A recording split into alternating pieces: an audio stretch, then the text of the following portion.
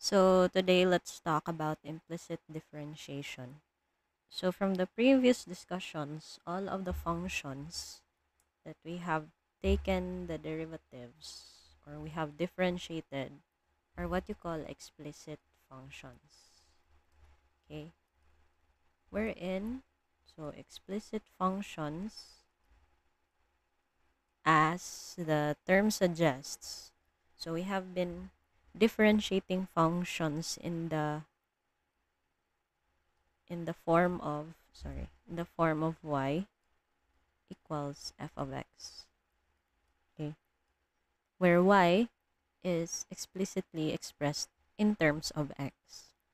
Now, if you recall in our first topic, or say introductory topic, we have considered evaluating an expression or equation whether or not it is a function or a relation. Okay, so apparently when we speak of functions, there is a 1:1 ratio between the domain and the range, right? Okay. Now, for those functions, particularly, oh, for non-functions rather, for those equations that do not have this 1:1 ratio, or say are not functions but mere relations, some of them are considered implicit equations wherein y is not directly expressed in terms of x. And then we consider these implicit equations, we treat them like implicit functions. Okay, wherein they are implicitly defined by a relation between x and y, and usually they are equal to a certain constant. And very common example with that would be your conic sections. So if you recall conic sections, so we always have our, or not always, most of the conic sections, so particularly circles, ellipses, they have this form or in left side is both x and y, and then we have a constant at the right side. So say for example, we have x squared plus y squared equals 1. If you recall, what conic section is this? Okay, so if you answered unit circle, then that is correct. Okay, x squared plus y squared equals 1 refers to a unit circle. And on our previous discussion as well, so this unit circle does not pass the vertical line test. Therefore, it is not considered a function. Okay, but if we treat it as an implicit function, so basically, let's just do it that way, and then let's try to take its derivative. Okay. Now, you might wonder, what if we were to re-express this in terms of y, such as this one? So, if we were to transpose x squared, we'd have y squared equals 1 minus x squared. And then what if we were to take the square root so that we can express y in terms of x? Okay, so that would be y is equal to square root of 1 minus x squared. However, remember, since you have a square, we must consider, so the root, okay, the roots is not only a positive value. So that would mean this expression would be, or would have to be, positive and negative square root of 1 minus x squared. Because if you were to graph this, so the positive square root of 1 minus x squared equals y would refer to the upper semicircle. Rather, the upper arc, not circle. Okay, the upper arc of the circle. And the negative square root of 1 minus x squared is the lower part of the circle. Okay. So that's why implicit differentiation is used to take derivatives of types of implicit functions or equations like this. And to do that, so still the same rules apply. There's just a little bit of addition to how we express the derivative. Okay. And expected, so we will be expecting y in our derivatives. Okay. As we differentiate. So we'll be differentiating both sides of the equation with respect to x. That's what we've been doing with explicit functions. And then we solve the resulting equation for y prime. And remember that y prime is our dy dx. Okay. For example, we have this. So x squared y equals 4. So you might say, what if we'll just express it as y equals 4 over x squared? Okay. If we express this as y equals 4 over x squared, we can actually take dy dx right away. Okay. However, certain questions arise. Okay. What is the nature of this curve? Okay. What is the nature of this curve? Then is there really a one-to-one relation between the domain and range? But for the purpose of demonstration as to how implicit differentiation works, so let's just set aside this expression and focus on treating this implicitly. Okay.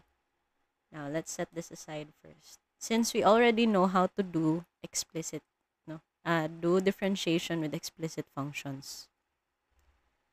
Looking at the left side of the equation, we have a product between x squared and y. Now, the same product rule applies for this side of the equation. Okay. On the right side is a constant. Okay. Now, we know that the derivative of a constant is 0. Okay. So, if we were to set u, okay, here at the side, u is equal to x squared and v as y. So, we already know that du dx is equal to 2x. And then, dv with respect to x is the derivative of y. And earlier we defined that dy dx is equal to y prime. Okay. So, this should be y prime. Okay. And then, if we were to take this using product rule, so this would be u dv plus v du. So, this will be u, which is x squared, then dv, let me take another color, which is y prime, plus v, which is y, and the derivative of u, which is 2x, times 2x, and equals derivative of a constant, that is 0. Okay. Now, I want you to do away with this mentality now. Okay. So, let's clear this and practice without having to consume much space, no? Okay. So, we now gets naman jud ta sa product rule. So, we have to have this product. So, this will be x squared times the derivative of this plus this original term times the derivative of this equal to 0. Now, this should be x squared y prime plus 2xy is equal to 0. Then we have to move this to the right side so that we can solve for y, or get the resulting equation expressed as y prime or dy dx. Okay. So this will be equal to negative 2xy, and this will be x squared y. Now, dividing both sides by x squared. This is y prime. Sorry. Y prime is equal to negative 2y all over x. This is now our dy dx. Okay. So this is the first derivative of x squared y equals 4, in which this is also equal to, so dy dx, let me have violet, dy, this is also equal to dy dx is equal to negative 2y over x. And you can also write these in terms of dy dx, wherein you can also write this as x squared dy dx plus y times the derivative of 2x with x squared with respect to x is 2x is equal to 0. And then it goes on, this becomes x squared dy dx, more siya kung part, plus 2xy equals 0. And then you'll still end up with dy dx is equal to negative 2xy over x squared, and then this answer. So these though both of these are correct, okay, they are the same. They mean the same derivative. Because a common mistake also that students do is you often forget the prime. So usually malimtan ang prime. And earlier I forgot about it. So that's just a precaution. Okay, always remember to put the prime symbol. Okay. Now let's have another example. So let's have x squared plus y squared equals 1. So our unit circle equation. Okay. So let's take the derivatives of both sides. Okay, here we have here derivative of x squared is 2x plus, we apply power rule, times y prime. This will be now 2y y prime. Okay, 2y times y prime, or 2y y prime equals, derivative of a constant is 0. And then this will be negative 2x equals 2y y prime. Then express it in terms of y prime, this will be negative 2x over 2y. So this will be negative x over y. Or if you want to express or write it using dy dx, this will be 2x plus 2y dy dx equals 0. Then you have 2y dy dx equals negative 2x. Then you will still get dy dx equals negative x over y. Okay, that's the same. They mean the same thing. Okay. So we have here in terms of y prime or dy dx.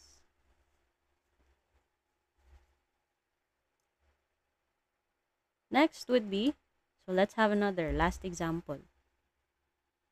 We have here x cubed plus y cubed equals 6xy. Still the same.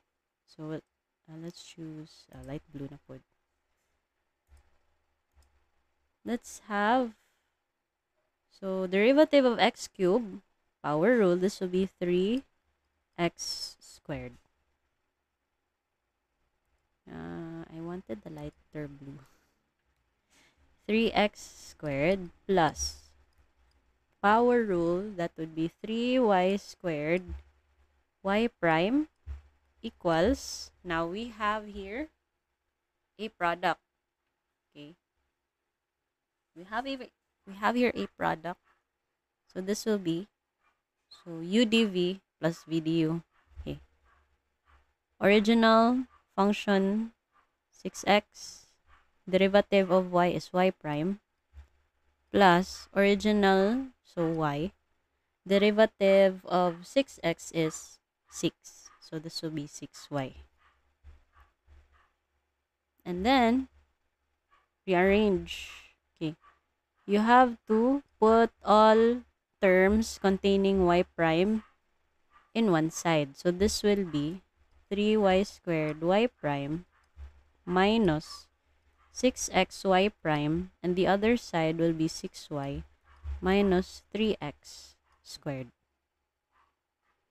Then you have to, so group, so y prime, those terms containing y prime, we have 3y squared minus 6x equals 6y minus 3x squared. And then this will be y prime is equal to 6y minus 3x squared all over 3y squared minus 6x. So this is now our dy dx, or our y prime. Okay, so by implicit differentiation. If we were to write this in the other way, so this can be written as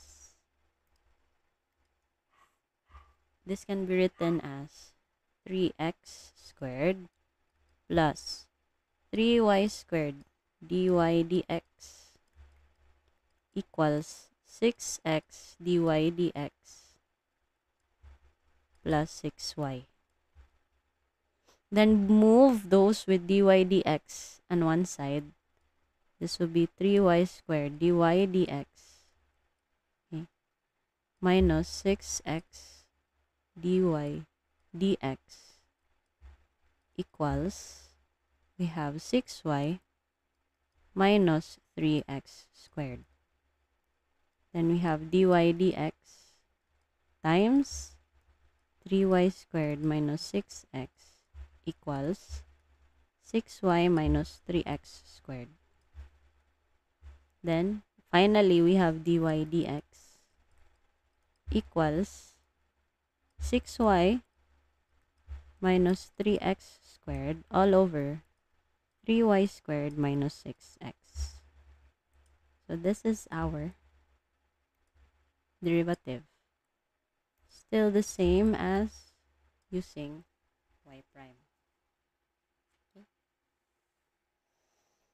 So that's implicit differentiation. Okay.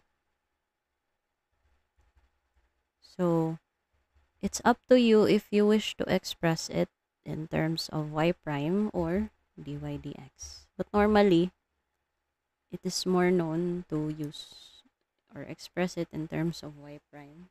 Okay. Now, what if we were asked to take the second derivatives of these types of functions? Okay. So actually the same rules apply. Okay. So, but for now, let's settle with this one. Okay. Okay, now there are times when you are asked to find the derivatives of either explicit or implicit functions, and you're given values for its coordinates. Okay. So we'll have more examples on that in a separate discussion. So see you in the next discussion.